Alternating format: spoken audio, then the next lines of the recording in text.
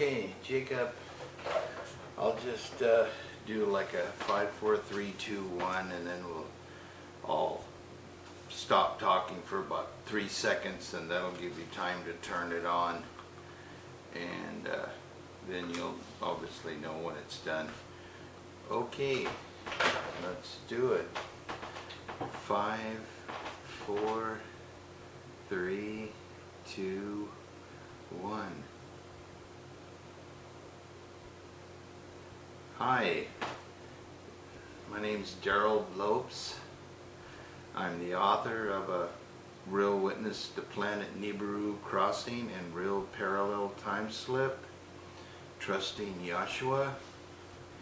This is the book I put out about 8 months ago.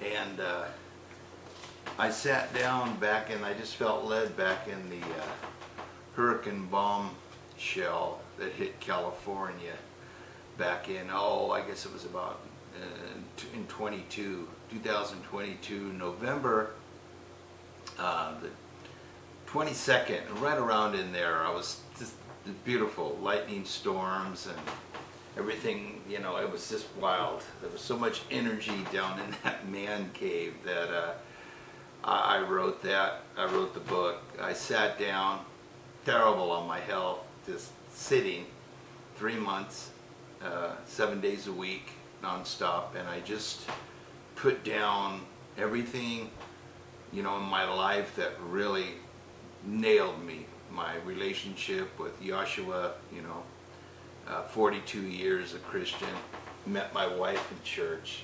We're still together. 4 great kids I have. Lost one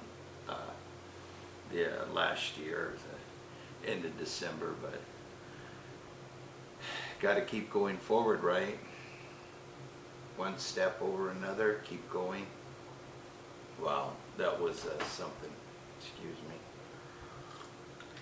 Get my Starbucks there. Well, I've got in the book, well, let me start by saying, keep to my list here, little cue cards. You can go to Darrell F. Lopes, that's D-A-R-R-E-L-L, Darrell F, as in Frank, Lopes, L-O-P-E-S, on Facebook. And I have all the colored pictures that are in here. They're black and white in the book. It was cheaper for you guys to get the book. It's less than going to McDonald's. Although I find myself going there. I just got up a little while ago and I figured I got to get this down. Today is August, like the 16th, and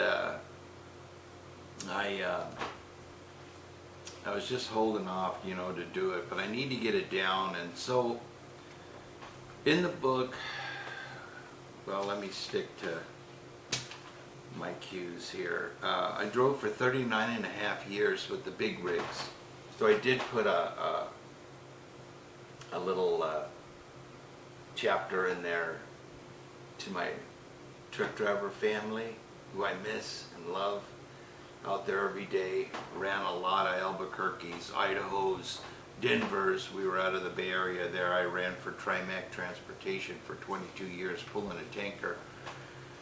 I was a successful businessman. I started out with an old cab over Freightliner, and a 78 cab over Freightliner, bought it used from Joe Cunha Trucking, hauling U.S. pipe and stuff. And then I realized soon that I'd like being in business for myself, so I went out in '94 and bought a brand new custom built, I say custom, but it was basically what we truckers would call a plain Jane. Okay, it was great, all manual, 3406 cat. It was a C model, didn't put the ponies out that I wanted. I wanted to stay away from the electronic, you know. So after I paid for it 5 years later or so, I pumped that baby up so she was putting out some serious ponies to the ground, you know, with a 500 horsepower turbo and injectors and whatnot. So I don't want to go too far into the trucking, but the bottom line is, back in October, the second week of October 2011, I was delivering a load in Glendale, Arizona. I was going to STO all the time, weekly basis. Did all that for 6.5 years. And I was on my way home, and I experienced that Nibiru crossing straight up in my face. I'll try to go as quick as I can and to not bore you with this, but basically what you have is a real witness to Planet Nibiru crossing. Okay, it happened. I saw it with my own eyes. Okay, I'm not giving you any bull malarkey or anything. I have some cool messages in this book that, you know, in my life, and trust in Yahshua, and, you know, swearing on my mother's sister's sacred grave that what I'm telling you is the truth. And it's important because it ties in all these ancient aliens, the Anunnaki. Not that I want to go serve them, but yeah, and I've had two starcrafts come looking for me, pulled me over, literally. One was in 2000, was in January, the first trip of my, the new year of 2000, in Chowchilla, California. It was totally awesome. It started out just going down the slow lane there, you know, a mile up or whatever. It looked like a comet, and then I explain all that in the book. I'll try to keep things brief so we can cover some stuff here and not bore you. And it went down and it turned a U-turn and it started coming at me. Well, that particular area, there's only one place, and any trucker that's listening knows, we know every spot to make that emergency stop for. You know, twinkle, whatever business you have to do, there ain't many. So there was a little pull out there right past the Chowchilla Scales when it had that S-turn. It was an S-turn that came around in the road. Some of you probably are too young to know that area. The older truckers remember that road right there. Just heading southbound as you pass the Scales there in Chowchilla. It made a curve, and then you had to get on those brakes hot and get over quick and stop, because it was just a little tight landing spot, you know, like for a helicopter. Nothing more, but we knew it, you know, and the truckers knew that. So it pulled me over there, came at me, and I swerved over, and I was a young Christian at a time there. You'll see in the shadows that cross in the bottom. 39 years, baby. I've been trusting God all my life. It seems like a lifetime. 42 years. You know, I had my bad times screwing up when I was young. Went on a wild spree of partying and everything. Got myself in trouble.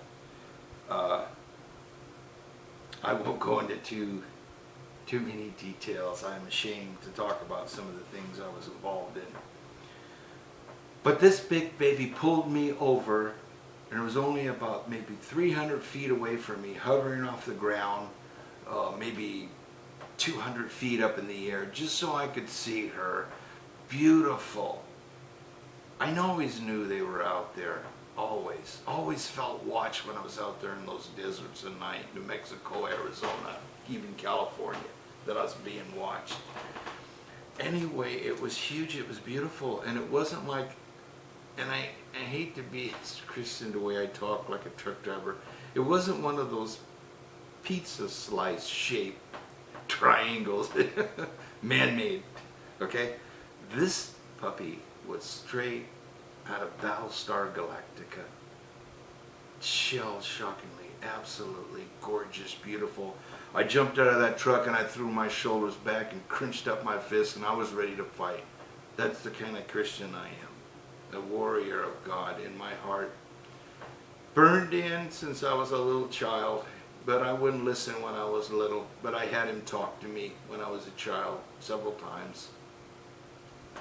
You know, and well, I guess we all have to grow up. Some people, they're beautiful. They can get by all that and just live a good, strong, healthy life. And I'm going to jump around them like the Native Americans. I talk in circles, but I'm trying to get out a lot today. It was beautiful. And it was hovering, not making any sound. And it looked like Battlestar Galactica. Beautiful Indian arrow-shaped head with a V thing, little thing on the back, like an arrowhead has to tie it on the shaft. You know, I talk about that in the book. It was magnificent, and it just stood there and hovered and let me check her out and know. Well, anyway, when I got out of the truck and I was so mad and I was ready to fight because I was so mad at what they do to women and coming in and stealing eggs and all that, I was furious. And I don't care, when you got Jesus in your heart and you're on fire for God, nobody stops you. And, you know, to speak that in all love and truth, you know. Being saved actually changed my life so much. It just floored me. I was a different man the next day, but it showed itself to me. And I didn't see any aliens. I always said I never wanted to see them, you know. But it was just beautiful. I'm just speechless and lost for words, you know. This was back in 2000. And so I'm mad, and I get out of that truck, and I'm crunching my fists up, and I'm gritting my teeth, and I'm just ready to kick butt.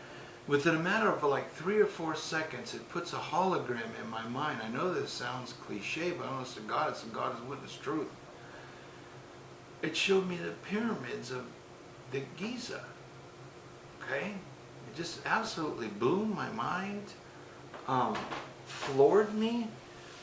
I was in such awe and at peace, and it's like, my God, you've been here for thousands of years. You had plenty of chances to kill me and everybody else on this planet. So whoever you are, I know you're showing me as friends. And we had mind speak. I literally, to make this one short so we can move on here, I literally said to him out loud, because it was cold, it was January, the first week, I was freezing, I didn't have a jacket on, I just jumped out and was ready to fight this thing. And boy, there's a lot of growing to do in Yahshua. I call him Yahshua, not Jesus. In respect for the Tibetans, our people put down the Tibetans and everybody else, and it's wrong. They don't even know that the Hopi will tell you that during the, what was it, 1986 or whenever that big earthquake was, I was in the Bay Area at that time, you know, that took down the Cypress road and everything, the highway, wrecked the bridges, and they were praying. That thing was going to rip us to pieces, okay? And the Tibetans helped to stop that. So I'm always grateful. And, you know, I love the church. I mean, I don't go very much. I mean, it's in my heart. When I do go, I enjoy myself. I'll die a Christian. I'll always be a Christian. But I always, you know, when I get the chance, when I feel God's leading me, I will witness to you. I will talk to you about God. I don't know how many thousands of people I'll probably talk to. And there's been some family members that have come to the Lord and stuff. It's true. Jesus walked the earth. I say this over in the podcast that I do. You know, even the Cherokee, they came to the Cherokee and they helped them. The land was being destroyed, something was going on, the water rushing, dam broke, whatever the heck was going on. This was way back, and he healed the land. He healed that land and kept that whole tribe from being destroyed. So when they basically asked him at that time period, timeline, I should say, they asked him, what do we call you? And he basically said, well, I don't care. So they called him the God of wind and water. So there's a lot of truth in that Bible, but as we all know, there's a lot that's been pulled out, like Enoch, and explaining this stuff now that I'm trying to get through to you guys. that, you know, Enoch and all that and stuff, they were taken up, and, you know, with these star people. I could say I'm not going to worship them. I worship God. I'm not going to be pulled by that. I mean, would you worship something that was half human and half something else? You going to believe everything they told those people to come to? They were humanoid-like, but there was a mixture of something else. You want to listen to that? You really want to believe that they're going to tell you everything? Of course they're not going to tell you that God created you and that, you know, we'd like to be like you. We want to be around you, this and that. We're going to help you and this and that. We're your Savior. Think about that for a minute. Okay? Angels do not need a spaceship. God does not need a spaceship. Okay? So anyway, I don't want to get bent on you here, but so I just spoke out loud to the craft, and I said, I know exactly what you're going to do. I'm going to get my freezing butt back up in my baby. I'm going to crawl back up in her and get warm.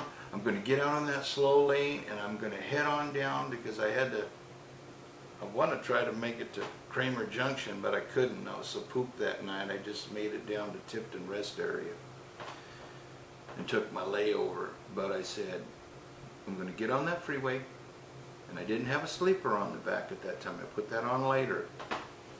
I went 20 years without a sleeper, just laying across the seats, and finally I said, no more. No more of that arthritis and everything messing with me. I said that I know what you're going to do.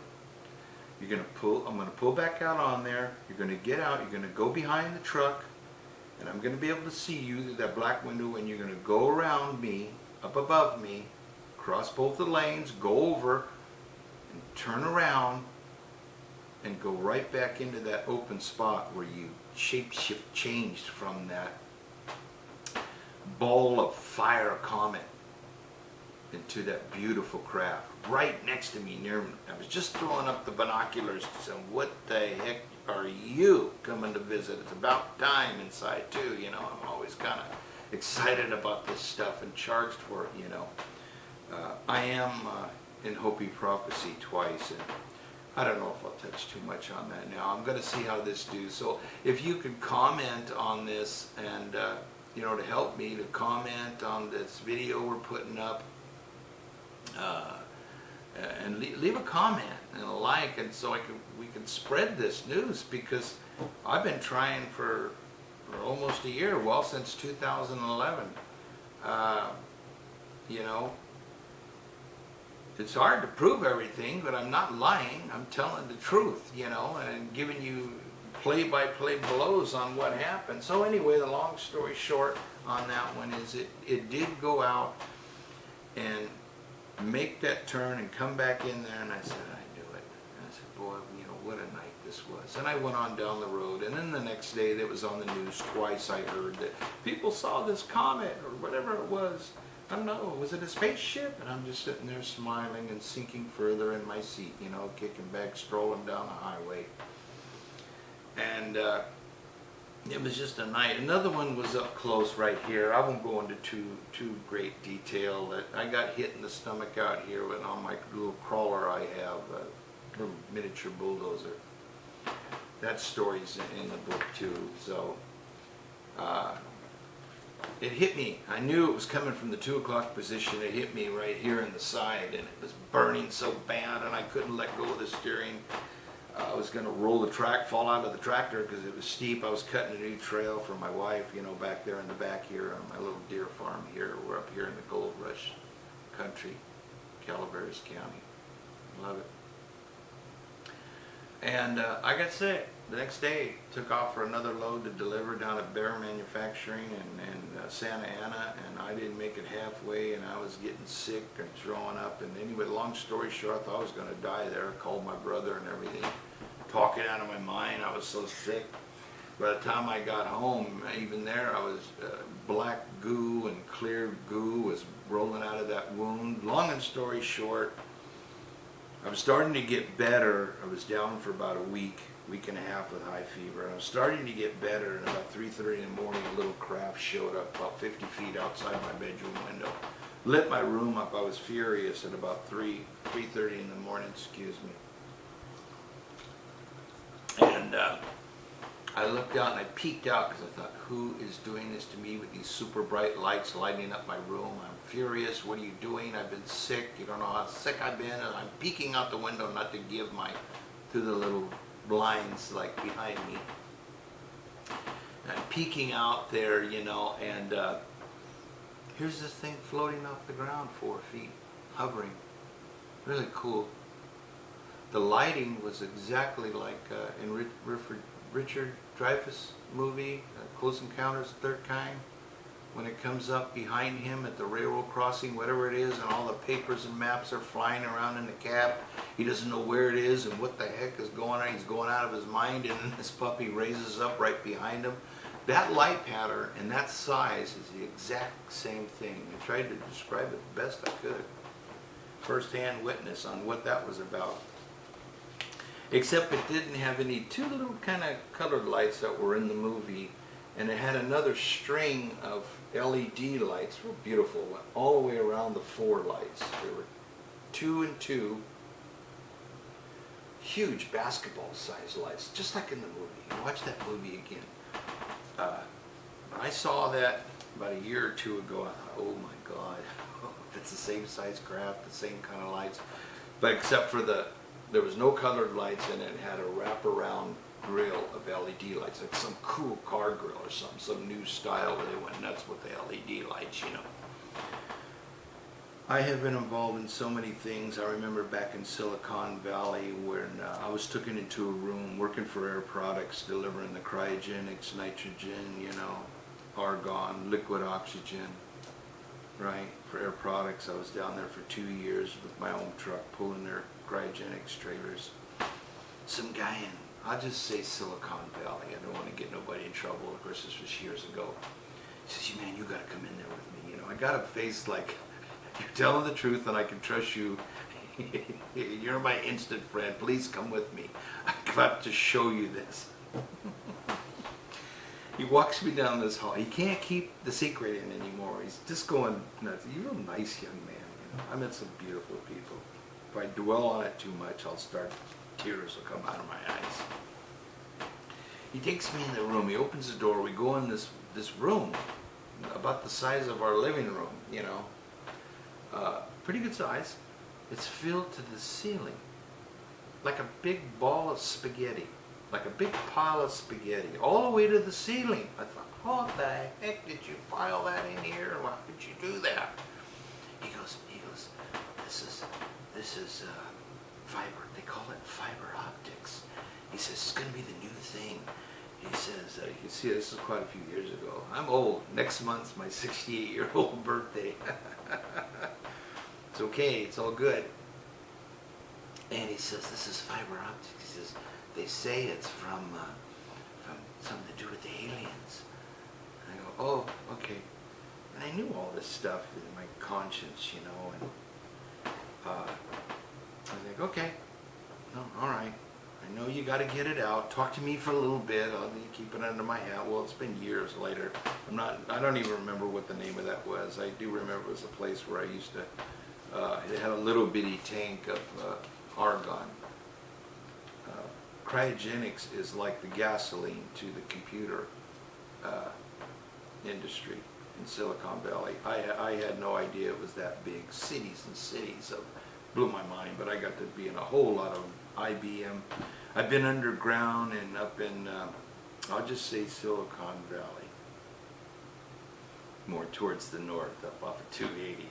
I don't want to give too much stuff away. And they trusted me, the guards. I went down in to see, and there was that underground thing for that accelerator thing, you know, it splits the atoms, and then I could see how they dug out and went in, and I didn't care about that. And I just left my receipt and walked out. Nobody ever bothered me either. If I was up in, I'll just say Santa Cruz Mountains, and I'm not even going to give the highway. No, I'm not going to even say it. And I was at another place where they left this barn door open, you know, with this military secret thing, you know, and I saw something in there that it basically looked like a satellite or something. It definitely flew in space, but it wasn't anything like a craft. It looked more like a high-tech satellite system. And they left the door open, and they know I'm coming in there. I know I was being watched. And I'm like, man, you know, you guys can't leave these doors open. Close these damn doors. What are you doing? You know, and I close these doors. Just so much stuff.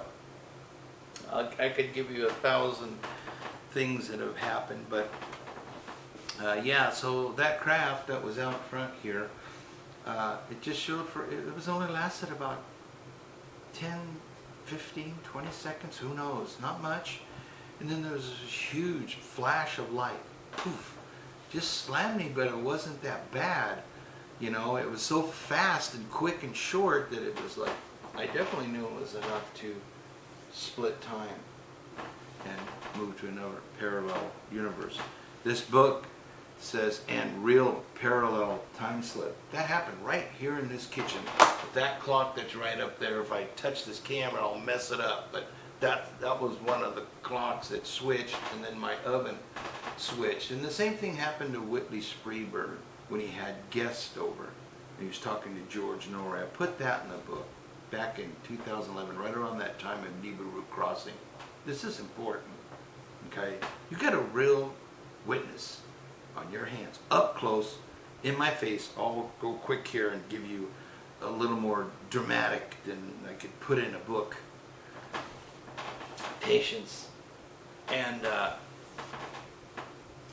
he said, George, I had guests over. My clocks changed when they were getting ready to leave, and then they switched back. What the heck is going on with that deal? And George didn't really comment, say anything. He was blown away, and my jaw just dropped. You know, whether it's locating Drake's Hoard on the coast here, or whatever it is, whenever I find something, everything goes into patterns. Whether I'm looking at a real black dragon that was guarding an Aztec underground sunken water trap, a cave, a tunnel with treasure up at Three Lakes, you know, working for the Dillman family, helping them out. I played a major role of finding Montezuma's treasure for them up there, and it all went sour. And you know, I mean, what doesn't? When the gold starts coming out in artifacts, people just completely change. They get bitten by the gold bug and stuff. And I don't want to drag anything, because I do still care for those people, all of them, even the landowner, you know. So, but it always comes about 3 weeks, 6 weeks later. It comes to, I feel led to look at this tape or read this book, or, you know, look at this. And that particular thing was on the History Channel. They had a DVD called Quest for Dragons, and it was really done well, a documentary. And they show a pottery with the exact same dragon that I saw. Came right up to me about 3.5 feet away. I was in a little paddle boat thing, or one of those pedal boats, you know, that Lon had there. And I was just holding the camera on Lon while he's trying to check out some symbols and stuff. I don't want to go too far into Montezuma thing, because I signed contracts not to use anything, and I'm not. I'm just telling you, I played a major role of, and I have all the DVDs and stuff that I made up, turned into DVD, home with me. But I don't want to drag up the past, because it all turns sour, and I still care for people. I mean, that's not going to do you any good.